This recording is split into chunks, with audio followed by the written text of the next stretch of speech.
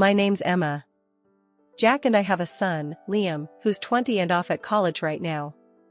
We've been scrimping and saving for years to keep him there, cutting corners, skipping vacations, you name it, all so he could have a shot at something bigger. We live in the house my grandmother left us when she moved into a nursing home. It's large, comfy, but nothing fancy, just feels like home. Jack works at the local hardware store, and I manage the front desk at a doctor's office. We make do, living a no-frills kind of life, and that's just fine by us. It was a Thursday afternoon, sun hanging just right, made you think about calling it a day early. But then Jack's phone rang, cutting through any thoughts of an early weekend. I was chopping carrots, mind half on dinner, half on a list of bills that needed paying, when I heard him answer. Hello? Mom? Slow down, what's wrong? His face went white as he listened. I stopped what I was doing, towel in hand, watching him pace. He ended the call, looking shaken. That was my dad, he said, sinking into the couch like his strings had been cut. Their business tanked. Bankrupt. They've lost everything, even the house. My heart sank. Oh, Jack, that's terrible. What are they planning to do? They want to come stay with us. Just for a bit, they said, till they sort something out. I hesitated, thinking about our already tight budget, the quiet order of our life that was about to be upended. And what did you tell them? He rubbed his neck, a sure sign he was stressed. Told them I'd talk to you first. It's your house, Emma.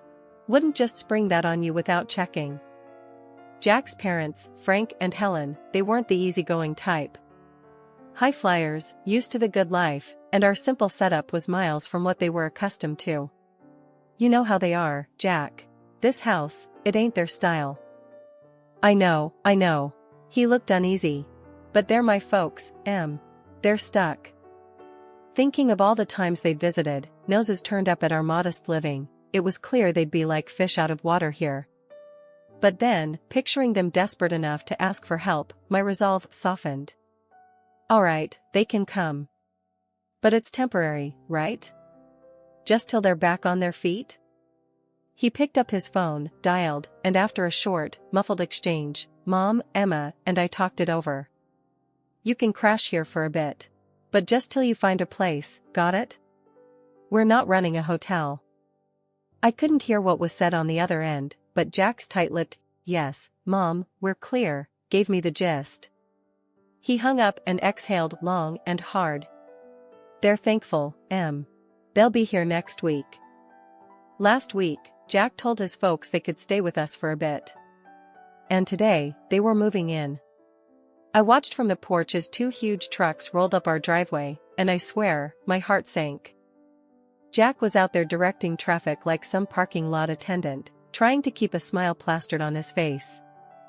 Frank was the first to barrel out of the car, a big grin on his face, clapping Jack on the back so hard you'd think he'd won the lottery and not just moved into his son's house. Emma, darling. Helen swept up to me, all perfumed and peppy, planting a kiss on my cheek that felt more like a branding iron. You're an angel for letting us invade like this. I forced a smile, my eyes darting to the mountain of stuff they were unloading. It's no problem, Helen. But, is this all of it? Oh, this is just the essentials. She waved a dismissive hand, as if the pile of furniture and boxes wasn't already swallowing our front yard. The rest we've put in storage. Essentials? I bit my tongue to keep from saying anything rash. If these were essentials, I dreaded to think what they'd left behind. Jack caught my eye, and I could tell he was thinking the same thing. Let's get this stuff inside then, Jack said, more to himself than anyone else. Frank and Helen directed the movers with the kind of authority you'd think they were moving into a palace, not our modest little home. The movers shuffled past, hauling in armchairs, countless boxes, and, would you believe it, a grandfather clock. Who needs a grandfather clock in their temporary home? Right there, boys, just set it all there, Frank directed, pointing at various spots around our living room, which was rapidly disappearing under a sea of their belongings. I pulled Jack aside while the movers took a breather. Jack, this is crazy. They've brought enough to furnish a whole house. Where are we going to put all this? Jack rubbed his temples. I know. I'll talk to them, okay? Let's just get through today. We retreated as the movers continued their work. The whole ground floor was turning into a replica of Frank and Helen's old house. Every corner filled, every space taken over. By the time the movers were done, our once cozy living room looked more like a storage unit. Dinner that night was a chaotic affair. We barely found the table under all the clutter. Frank and Helen seemed oblivious to the mess, chatting away about their journey here. Emma, you really should try this wine, Frank said, popping open a bottle of something French and probably more expensive than our entire grocery budget for the week. We're so grateful to you both, Helen chimed in, her voice sugary enough to give you cavities. It's just till we find our feet. Yeah, about that, Jack started, clearing his throat. We need to talk about some ground rules. Space is tight, and... Oh, don't worry about it, son. Frank waved him off. We'll manage just fine. Won't we, dear? He smiled at Helen, who nodded enthusiastically. I looked around at our invaded space, the piles of boxes, the fancy ornaments, crowding out our simple decorations. Manage just fine? I wasn't so sure about that. Living with Frank and Helen had been an adjustment, to put it mildly. A few days have passed since they moved in, and just when I thought we'd settled into some kind of routine, the kitchen became the new battleground. It was a Tuesday evening, and I was fixing dinner like usual. Something simple and hearty, spaghetti with a homemade tomato sauce. I was stirring the pot when Helen waltzed into the kitchen, her nose wrinkling as if she'd just walked into a barn. What's that smell? She asked, her tone dripping with disdain. It's dinner, I replied, keeping my voice as steady as I could manage. Spaghetti night. Spaghetti? She scoffed, peering over my shoulder. Where's the meat? The fresh herbs? This is what you feed us? Jack, hearing the commotion, wandered in, drying his hands on a dish towel. What's the problem? His mom turned to him with a look that could curdle milk. The problem, Jack, is that we're expected to eat this. She gestured at the bubbling pot as if it were a cauldron of poison. I took a deep breath, trying not to let her get to me. It's what we usually eat. We can't afford steaks and fancy meals every night. Jack stepped between us, his face set in hard lines. Mom, this is Emma's house, and this is what we eat. If you want something else, you're welcome to cook for yourselves. Oh, we will, Helen retorted, her eyes narrowing. And we expect you to provide the groceries we require. We're not used to living like this. I'd had enough. Look, I'm sorry you're used to different, but this is what we can manage. Our budget doesn't stretch to luxuries. Frank, who'd been silent up till then, chimed in, his voice booming. Then perhaps you need to reevaluate your budget, young lady. We're not animals to feed on scraps. Jack's jaw clenched. Dad, that's enough. We're doing the best we can. The room was thick with tension, everyone's shoulders up around their ears. Finally, Helen huffed. Fine. Tomorrow, we'll give you a list of what we eat. You can make sure it's here. The next day, true to her word, Helen handed me a list. Marbled beef, fresh seafood, organic this, imported that. I looked at the list, my heart sinking. That evening, we sat down with Frank and Helen, the list between us on the kitchen table. We expect proper meals, steaks from marbled beef or the finest fish, Frank declared, as if it was the most normal request in the world. Jack and I exchanged shocked looks. We can't swing that, he said, his voice firm but weary. That's just not in our budget. Their response was swift and harsh. Lazy, both of you, Helen snapped. Can't even provide a decent meal. In the end, feeling cornered, I caved to their demands. I started buying only the highest quality products for them, while Jack and I got by on fast food, just to save costs. A month later, I sat down to crunch the numbers, and my heart nearly stopped. Our food expenses had doubled. And to top it off, Helen's daily luxurious baths had sent our water bill through the roof. Dinner had become a battlefield, but tonight was different. Frank and Helen were digging into some lavish dishes they'd insisted on buying, marbled steaks and imported fish. Meanwhile, Jack and I sat across from them, our plates filled with the simple pasta we could afford. The disparity wasn't just on our plates, it was drawing a deeper line between us every day. As they savored another bite of their expensive meals, I couldn't hold back any longer. "This has got to stop," I said, the words heavy in the air. Helen looked up, her fork halfway to her mouth. "What are you talking about now? We can't keep living like this. Eating separately, different meals, it's ridiculous. From now on, everyone in this house eats the same. And we're sticking to what we can afford." Frank laughed, a harsh sound that grated on my nerves. "You expect us to eat that slop?" "It's not slop, it's dinner. It's what we eat," I shot back, my patience fraying. The laughter vanished from Frank's face, replaced by a scowl. Helen chimed in, her tone sharp and accusing. "How can you be so greedy and lazy?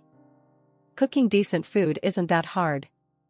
They both turned to Jack, their expressions full of expectation. "You're going to let her talk to us like this? In your own house?" That was the last straw. Jack's hand slammed down on the table, making the plates jump. "First off, this is Emma's house. And you will treat her with respect." The impact of his words hit hard. Helen's eyes filled with tears, her voice quivering. "I never expected you to raise your voice at me, your own mother." Frank's anger boiled over as he stood, pointing an accusing finger at Jack. "Look at you, henpecked and dancing to her tune. Is this what you've become?" I stood my ground, though my heart was pounding. "Enough. This conversation is over. From today, no more expensive steaks or fish. We eat the same, all of us." Their looks could have frozen the room. For a moment, no one moved, then, without a word, Frank and Helen pushed back from the table and left. Jack and I sat back down, the silence hanging heavy between us. He reached for my hand, squeezing it tight. "I'm sorry it had to come to this." "I am too," I replied, feeling the weight of the evening settle around us. "But it's the right thing. We can't live like this." After the big blow-up at dinner, things cooled down, but only on the surface. Frank and Helen were quieter, sure, but there was a slyness to their silence that put me on edge. I had a feeling they weren't going to take the new house rules lying down, and I was right. It started subtly. A few days later, I was cleaning up after a lunch of sandwiches when the doorbell rang. I wiped my hands on a towel and headed to the front door, expecting maybe a package or a neighbor. But when I opened it, there stood a delivery guy holding a large, aromatic bag from some high-end restaurant in town. "Delivery for Emma," he said, glancing at his clipboard. I was puzzled. There must be some mistake. I didn't order this. Just then, Helen appeared behind me, her smile a bit too wide. "Oh, I took the liberty of ordering for us. I thought we deserved a nice meal after all the recent discomfort." I frowned, taking the bag hesitantly. "Helen, we talked about this. We're cutting back on expenses." She shrugged, her eyes avoiding mine. "I thought it was on your tab, dear. My mistake." Jack walked in from the kitchen, overhearing us. "What's going on?" "Your mother decided we deserved an expensive lunch," I said, the weight of the bag in my hands suddenly feeling heavier. Jack's expression hardened. "Mom, we agreed, no more of this." Frank stepped into the hallway, his voice booming. "What's a little lunch going to hurt? You can't expect us to live like monks forever." I set the bag down on the entryway table, feeling the frustration bubble up. "It's not just lunch. It's every meal, every extra expense we can't afford. We told you, we're sticking to a budget." Helen's face turned cold. "Well, if you're going to make such a fuss over a simple meal, I suppose we won't bother next time." Jack pinched the bridge of his nose. "It's not just about the meal, it's about respecting the rules of the house. You can't keep going behind our backs.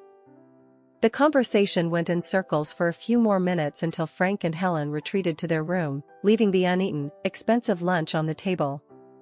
Jack and I looked at each other, the unspoken agreement hanging between us that this couldn't go on. I'll call the restaurant, explain the situation, and cancel any future orders made without our consent, I said, picking up the phone. Jack nodded, his jaw set. I'll talk to them again. This sneaky stuff has to stop. The peace was short-lived after the incident with the unauthorized lunch. Helen and Frank seemed to simmer just below the surface, and you could cut the tension in the house with a knife. I was washing dishes one evening when the calm shattered once again. Jack had just come in from the yard, looking weary. I was about to ask him about his day when the loud crash from the living room had us both running. We found Frank standing over a broken vase, one of the few decorations I really cared about. What happened here? Jack asked, trying to keep his voice level. It slipped, Frank said, barely looking regretful. Accidents happen. But his tone was all wrong. It wasn't apologetic, it was defiant. Jack bent down to pick up the pieces, and I couldn't help but say, "This vase was from my grandmother. It's been here longer than I have." Helen scoffed from the doorway. "It's just a vase. You can get another." "That's not the point, Helen," I snapped, feeling my frustration rise. "The point is respect, something that's clearly lacking here." "You want to talk about respect?" Frank shot back, his voice raising. "What about respecting us? Treating us like second-class citizens in this house?" Jack stood up, facing his father. "You're living here by our goodwill, Dad. Remember that." "It doesn't feel like goodwill," Helen chimed in, her words sharp. "It feels like we're unwelcome." Every day felt like walking on a tightrope with Frank and Helen in our house, but one evening pushed me past my breaking point. We were sitting around the dinner table, the same place that had witnessed countless arguments now, when Helen casually dropped her latest bombshell. "Jack, darling, I found this lovely coat today, and I think we should buy it using the college fund you've set up for Liam," she said, as if suggesting we switch brands of coffee. I choked on my water, coughing as I set my glass down hard on the table. "What did you just say?" I managed, my voice a mix of disbelief and rising anger. Helen smiled sweetly, clearly mistaking my shock for compliance. "It's just money, dear.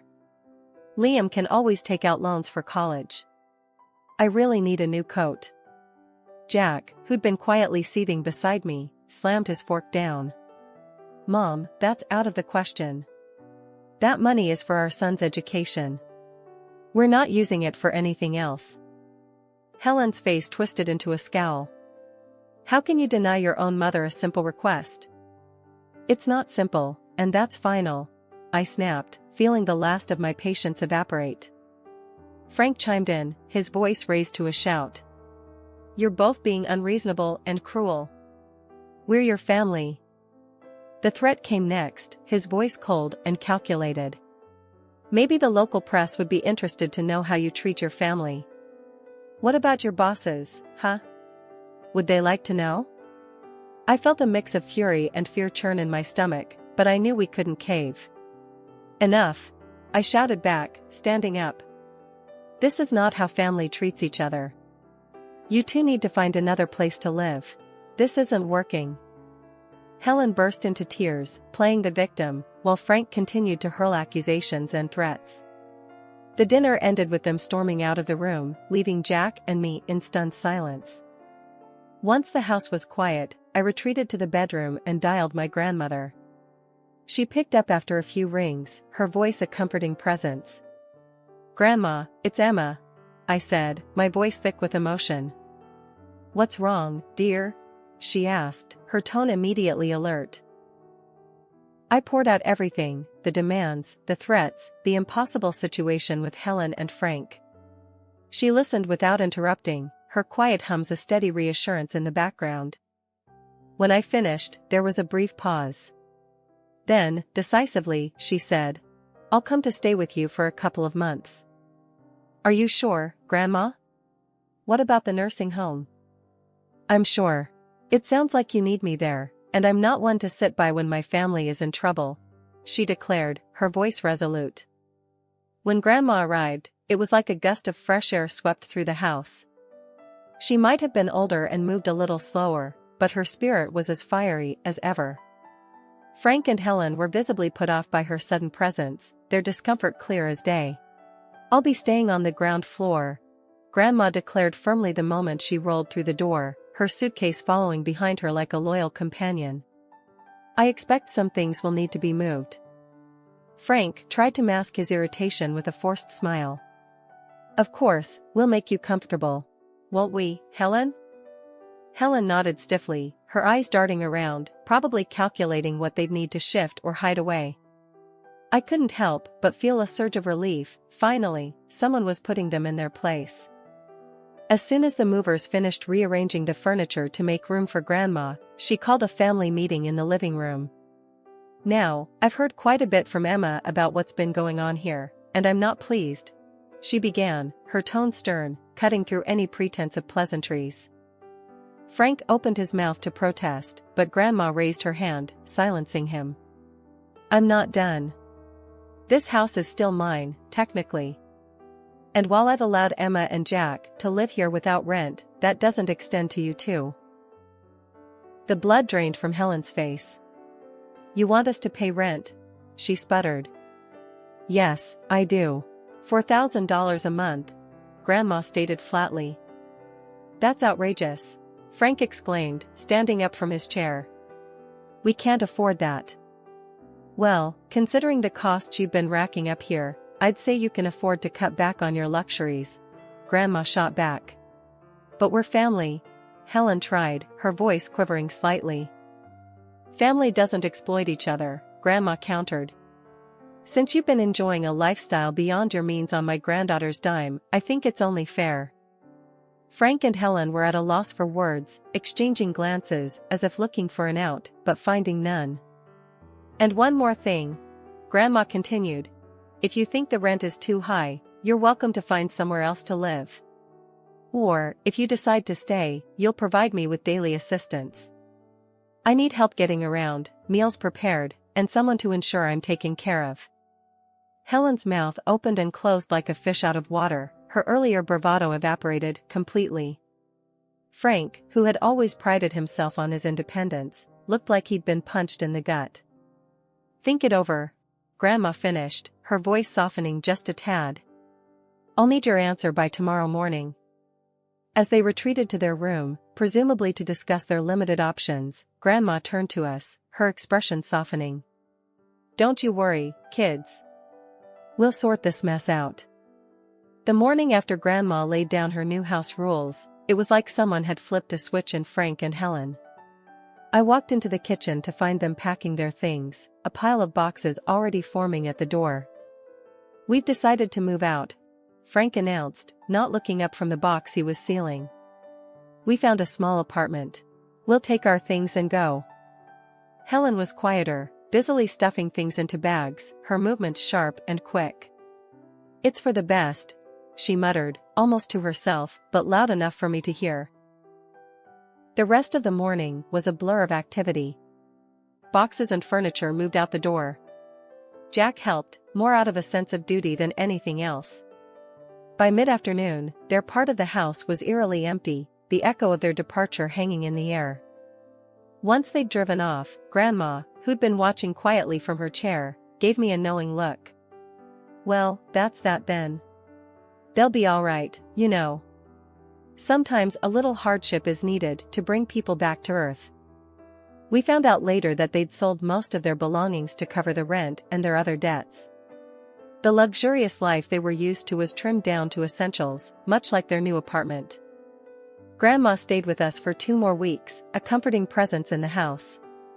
But eventually, she decided it was time to return to her nursing home. Driving her back to the nursing home, I felt a mix of sadness and relief. Thanks for everything, Grandma. We couldn't have managed without you. She waved off my thanks with a chuckle. Oh, nonsense. You're stronger than you think. Just remember to stand up for yourselves. No one else will do it for you. I hugged her goodbye, promising to visit soon. When I got home, the house seemed bigger, quieter.